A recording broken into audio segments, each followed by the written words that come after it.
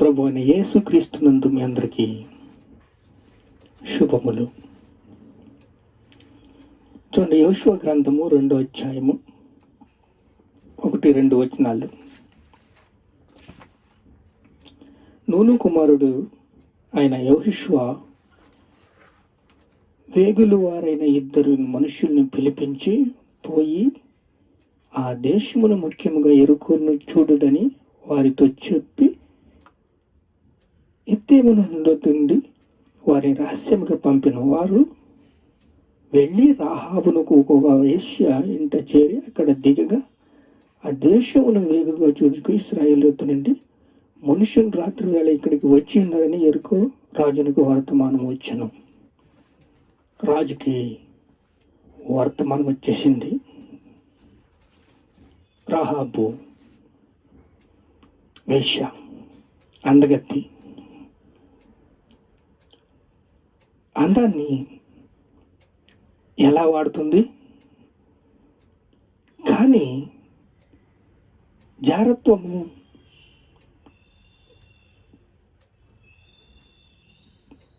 మనుష్యునికి పాపము చేయవాడు, పాపానికి దాసుడు. కానీ ఆమెలో ఏముంది? విశ్వాసం ఉంది. దేవుడు హృదయ అంతరంగములు ఎరిగిన దేవుడు. ఇప్పుడు వేగులు వారిని చూసి తాను దాచిపెట్టి తన హృదయంలో దేవుడు ఏం చూస్తున్నాడు? విశ్వాసం క్వాంటిటీ చూస్తున్నాడు. 100% క్వాంటిటీ చూస్తున్నాడు. కానీ ఆమెలో ఏముంది? పాపం ఉంది. పాపము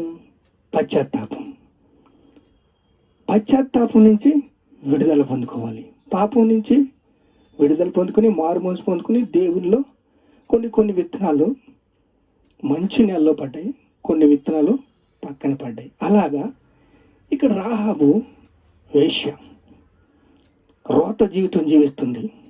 తన బ్రతుకు వేశ్యగా బ్రతుకుతుంది, వ్యభిచారిగా బ్రతుకుతుంది.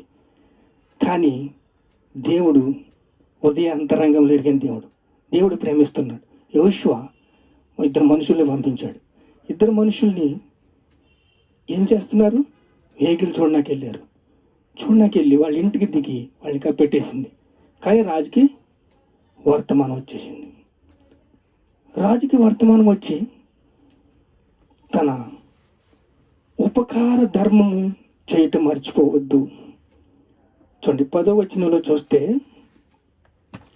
ఉపకారం చేసింది. 2వ అధ్యాయం 10వ వచనం. మీరు ఐగుప్తు దేశం నుండి వచ్చినప్పుడు ఎలాగా ఎర్ర సముద్రం 2 పాయలుగా ఆరిపోజేసను, యొర్దాను తీరమున అమోరీయులు 2 రాజులైన సీహోను ఓహానుకు చేసిన దానిని వాళ్ళు విన్నారు. వాళ్ళ హృదయాలు కరిగిపోని వాళ్ళు యెరికో కూడా ఇది గతి పడుతుందని భయం పట్టుకుంది ఆ యెరికో పట్టణం వాళ్ళకి. కానీ మారు మనసు పొందలేదు, దేవుణ్ణి తెలుసుకోవట్లేదు, యేసుక్రీస్తుని దేవుడిని ఒప్పుకోవట్లేదు. అసలు రాహాబు తన కుటుంబాన్ని రక్షించుకుంది. ఒక్క మాటలో చెప్పాలంటే తన కుటుంబాన్ని రక్షించుకుంది. సల్మాన్ పెళ్లి చేసుకుంది. సల్మాన్ నుంచి బోయేజు పుట్టాడు. బోయేజు రూతుని పెళ్లి చేసుకున్నాడు. రూతు నుంచి ఓబేదోదు వచ్చాడు. ఓబేదోదు నుంచి యెషయా వచ్చాడు. యెషయా కుమారుడు యేసుక్రీస్తు. యెషయా కుమారుడు దావీదు కుమారుడు యేసుక్రీస్తు. యేసుక్రీస్తుకి మనము జన్మించాం సువార్త వలన. ఇప్పుడు వంశావళి ఎలాగ నిలబెట్టింది? 100% క్వాంటిటీని దేవుడు చూశాడు. పశ్చాత్తాపం ఎర్రగా ఉంది.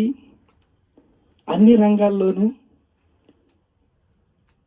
ఎర్రగా ఉంటే అన్ని రంగాల్లోనూ కూడా ఉన్నారు పాపం చేసేవాళ్ళు. డబ్బున్న వాళ్ళలోని మంచి వాళ్ళు ఉన్నారు, చెడ్డవాళ్ళు ఉన్నారు.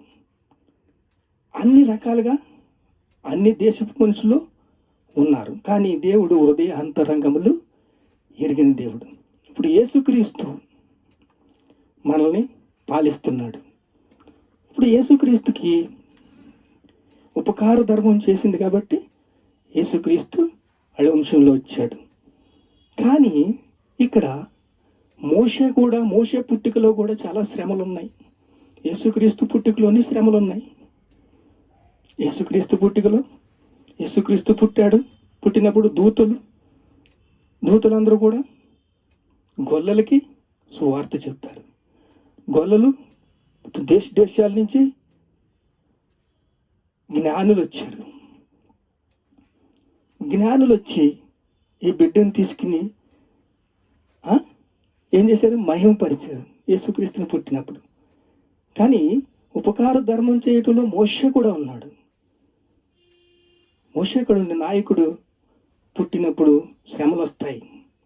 నాయకుడు పుట్టినప్పుడు కష్టాలు, ఇరుకులు, ఇబ్బందులు వస్తే ఒక జమ్ము పెట్టిలో పెట్టి తనను దాచిపెట్టి కీలు పోసి ఆ కుర్రోడమ్మట కూడా మిరియాముని వాళ్ళ అక్కని పంపితే జీతం ఇచ్చి ఆవిడ్ని పెంచారు. చూడండి, నిర్గమకాండం 2వ అధ్యాయంలో చూస్తే మోషే తల్లి ఉపకారం చేసింది. ఉపకారం ధర్మం మర్చిపోవద్దు. కీలు పోసింది. శిశువు సుందరుడు అయినట్టు చూసి ఎవరికి తెలియదనుకుని దాచిపెట్టి ఉద్యోగం పొందింది. ఉద్యోగంతో పొందితే 2వ అధ్యాయం నిర్గమకాండం 9వ వచనం. తన పెద్దవాడైనప్పుడు మోషే ఫరో కుమార్తె దగ్గరికి తీసుకొచ్చిందంట. నాయకుడు పుట్టినప్పుడు కష్టాలు ఉంటాయి, శ్రమలు ఉంటాయి, బాధలు ఉంటాయి, ఇరుకులు ఉంటాయి, ఇబ్బందులు ఉంటాయి. వంశావళి ఎలాంటిదైనా సరే దేవుడు హృదయ అంతరంగములు చూసే దేవుడు. జిగటమన్ను జమ్ము పెట్టే మిరియాము అక్క తోడుగా ఉంది. అమ్మకేమో ఉద్యోగం వచ్చింది. ఎవరు? మోషేని పెంచడానికి. మోషే నాయకుడిగా ఉన్నప్పుడు ఎన్ని కష్టాలు, ఎంతమందిని చంపేశారు. యేసుక్రీస్తుని పుట్టినప్పుడు ఎంతమందిని చంపేశారు. నాయకత్వము వర్ధిల్లినప్పుడు పరలోక ద్వారాలు తెరవబడతాయి. పశ్చాత్తాపం ఉంటే చాలు, మారు మనసు ఉంటే చాలు. నీ హృదయంలో దేవుడు నీ హృదయ అంతరంగంలో ఎరిగేవాడండి. అబ్బబ్బా చిచ్చి ఇలాంటి వాళ్ళు ఉండకూడదు బాబు అనేలాగా ఉండకూడదు. కానీ అన్ని విషయాల్లో రాహాబు 100% హృదయాన్ని చూశాడు దేవుడు. యేసుక్రీస్తు మనకేం చేశాడు?